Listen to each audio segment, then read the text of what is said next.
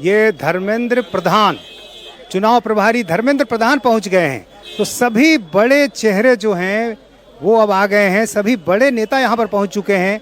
विनोद तावड़े पहले आ चुके थे, सम्राट चौधरी आ चुके थे, जो पर्यवेक्षक हैं वो आ चुके थे, और अब जो है बीजेपी के चुनाव प्रभारी धर्मेंद्र प्रधान भी बीजेपी दफ्तर में पहुंच गए हैं। अभी दफ्तर में जो तमाम बड़े नेता हैं वो एक साथ अलग बैठ रहे हैं, और फिर एक दूसरे हिस्से में जो अटल सभागार कहलाता है वहाँ पर विधायकों की मीटिंग के लिए उनको दूसरे रास्ते से ले जाया जा रहा है। तो लगभग सभी चेहरे पहुंच गए हैं। एक सांसद हैं जनार्दन सिग्रीवाल। सिग्रीवाल साहब, क्या कहेंगे? इस बार की जीत तो बड़ी जीत है ही, लेकिन आपके क्षेत्र के हिसाब से मंत्रिमंडल में कौन आ रहा है, कौन नहीं आ रहा है, इसको लेकर कोई जानकारी? देखिए, मंत्री कौन बनेगा नहीं बनेगा हमारा पार्लियामेंट्री बोर्ड तय करेगा, हमारा केंद्रीय नेतृत्व तय करेगा, राज्य का नेतृत्व तय करेगा। लेकिन जो भी होगा वो सही होगा, क्योंकि बिहार की जनता ने एक अपार बहुमत के साथ फिर से एनडीए को वापस लाने का काम किया है, और हम बिहार को विकसित बिहार बनाने की दिशा में हम आगे काम करेंगे। बिहार आज हर क्षेत्र में विकास कर रहा है, हर क्षेत्र में विकसित हुआ है, हम उसको और मजबूती प्रदान। जातीय समीकरणों की बड़ी भूमिका रहती है, इसलिए पूछ रहा हूँ। राजपूत समाज से आप आते हैं, 32 राजपूत विधायक जीते हैं, तो राजपूतों को बड़ी जगह मिल सकती है मंत्रिमंडल। तो देखिए, जाति के आधार पर हम लोग कभी सोचते नहीं है। हम लोगों ने अभी भी कभी भी हमने सोचा है तो राष्ट्र के आधार पर, राज्य के आधार पर। राज्य हमारा सर्वोपरि है, राज्य का विकास हमारे लिए सर्वोपरि है, देश हमारे लिए सर्वोपरि है, देश का विकास हमारे लिए सर्वोपरि। हम उस दिशा में सोचते हैं, वो इस दिशा में करते भी हैं। नीतीश कुमार, क्या लग रहा है 5 साल तक अब सीएम रहेंगे या बीच में कुछ बदलाव भी हो सकता है? भिखू भाई दलसानिया इसी बीच आ गए और जाहिर है उनसे मुलाकात कर रहे हैं।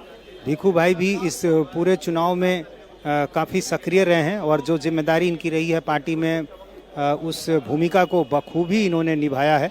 तो अब चूंकि बैठक शुरू होने वाली है, तो अब एक एक करके जो तमाम जो नेता हैं वो यहाँ पर पहुँच रहे हैं। इसके अलावा जो तमाम बड़े नेता हैं वो एक साथ बैठे हुए हैं बीजेपी दफ्तर में। और दूसरे हिस्से में यहाँ देखिए विजय सिन्हा, डिप्टी सीएम विजय सिन्हा भी पहुँच गए हैं, और इन्हीं के नाम की सबसे ज़्यादा चर्चा है कि डिप्टी सीएम विजय सिन्हा फिर से रिपीट होंगे या नहीं होंगे।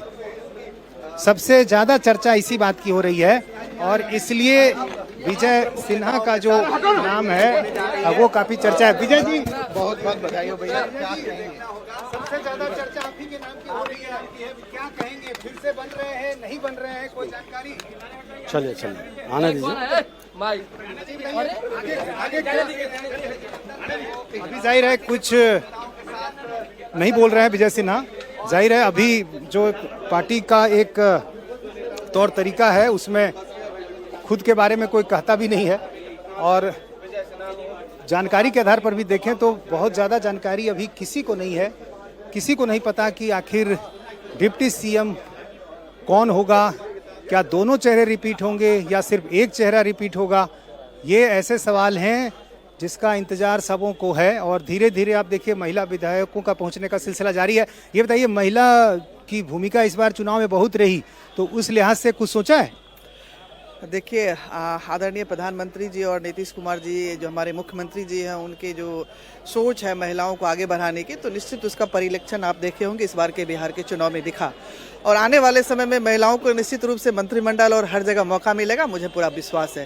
क्योंकि हमारी भारतीय जनता पार्टी और एनडीए गठबंधन की जो सरकार है वो महिला के पर्सपेक्टिव में ही सारा काम की है, और महिला ने इनके खुल के आशीर्वाद भी दिया गया है, और आने वाले समय में भी महिलाओं को ध्यान में रख के सारे निर्णय लिया जाएगा, इससे मुझे पूर्ण विश्वास है। तो हर किसी को उम्मीद, महिलाओं को भी उम्मीद, क्योंकि जिस तरह का प्रदर्शन रहा है महिलाओं का, खासतौर से जिस तरह का टर्नआउट दिखा मतदान केंद्रों पर, महिलाओं का वोट प्रतिशत आप देख लें, महिलाओं से जुड़े मुद्दों को आप देख लें, 10,000 रुपये की बहुत ज़्यादा चर्चा हुई, इसके अलावा वृद्धावस्था पेंशन की बहुत चर्चा हुई।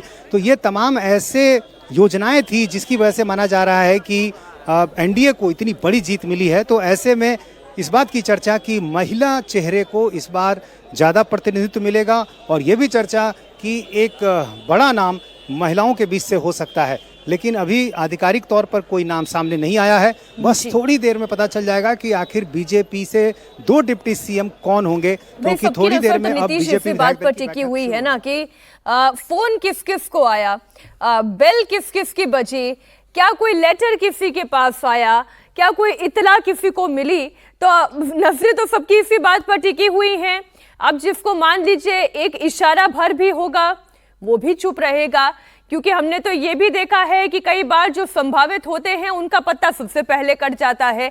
जिसके नाम की सबसे ज्यादा चर्चा होती है उसका नाम सबसे पहले ही बंक कर दिया जाता है।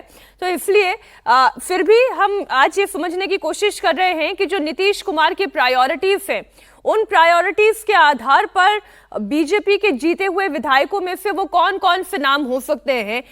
तो राजेश, हम इसी पर एक बार थोड़ा सा बात कर लेते हैं कि जितने जीते हुए विधायक हैं उसमें से नीतीश कुमार की पसंद कौन कौन से हो सकते हैं, जो बीजेपी के नेता उन्हें पसंद है, जो उनकी प्रायोरिटी लिस्ट में है। देखिए, नीतीश कुमार पिछले 20 साल से सरकार चला रहे हैं और भारतीय जनता पार्टी के साथ ज्यादा वक्त जो बीता है वो भारतीय जनता पार्टी के साथ ही बीता है। इसलिए कई ऐसे नाम हैं जिनके साथ वो सहज महसूस करते हैं, जिनके साथ उनको काम करना जो है वो आसान लगता है। और पिछले ही सरकार में हमने देखा कि सम्राट चौधरी और विजय कुमार सिन्हा, दो उप मुख्यमंत्रियों के साथ उन्होंने सरकार चलाई और कभी कुछ विघ्न आता हुआ दिखा नहीं। तो सम्राट चौधरी का नाम जो है वो काफी आगे चल रहा है और नीतीश कुमार भी बहुत ज्यादा उनके नाम का विरोध या उनसे असहज महसूस नहीं करते, क्योंकि जातीय कॉम्बिनेशन भी देखना है और उसमें सम्राट चौधरी बिल्कुल फिट बैठते हैं। यही वजह है कि सम्राट चौधरी के नाम पर मुहर जो है वो लगता हुआ दिख रहा है। वो चाहे जेडीयू की तरफ से हो या बीजेपी की तरफ से हो, किसी को कोई आपत्ति नहीं दिख रही। तो ये एक नाम जो है वो सामने दिख रहा है। और इस वक्त देखिए जेडीयू के विधायक जो हैं वो पहुंच रहे हैं बड़ी संख्या में। सर, आज तय हो जाएगा कि नीतीश कुमार ही होंगे मुख्यमंत्री? आप लोग विधायक दल का नेता चुन लेंगे? तो पहले तय हुआ, चुनाव हुआ है, फिर से नीतीश। और महिलाओं की भागीदारी बढ़ेगी इस बार? ये तो भाई हमारे मुख्यमंत्री जानेंगे, इसमें हम क्या बोले। महिलाओं ने खूब वोट दिया है आप लोगों को? खूब वोट दिया, बहुत बहुत वोट दिया। और कल भव्य शपथ ग्रहण की भी तैयारी है। महिलाओं ने, अति पिछड़ों ने, सवर्णों ने, सब लोगों ने वोट दिया है नीतीश कुमार को। तो अति पिछड़ा महिलाओं की भागीदारी बढ़ा रहे हैं आप लोग सरकार में? बढ़ भी करेगा, इसमें दो राय नहीं है। मंत्री और हम लोग पहले से तय किए हुए थे, फिर से नीतीश 200। तो विधायक आ रहे हैं मीनाक्षी यहाँ पे लगातार, क्योंकि विधायक दल की बैठक होनी है।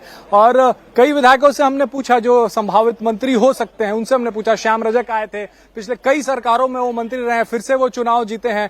तो सबका यही कहना है कि ये मुख्यमंत्री का अधिकार है, मुख्यमंत्री का प्रेरोगेटिव है, वही ये तय कर सकते हैं। जहां तक सहजता की बात है तो सम्राट चौधरी काफी दोनों खेमों में, चाहे बीजेपी हो या जेडीयू हो, दोनों में उनके नाम की एक तरीके से मुहर लगती हुई दिख रही है। लेकिन पता आपको शपथ ग्रहण के थोड़ी देर पहले ही पता चल पाएगा कि आखिर में मंत्री कौन बन रहा है। जो शपथ ग्रहण समारोह में जब प्रधानमंत्री मौजूद रहेंगे उस मंच पर कौन शपथ ले रहा है, ये आपको शपथ ग्रहण के थोड़ी देर पहले ही पता चल पाएगा। मीनाक्षी।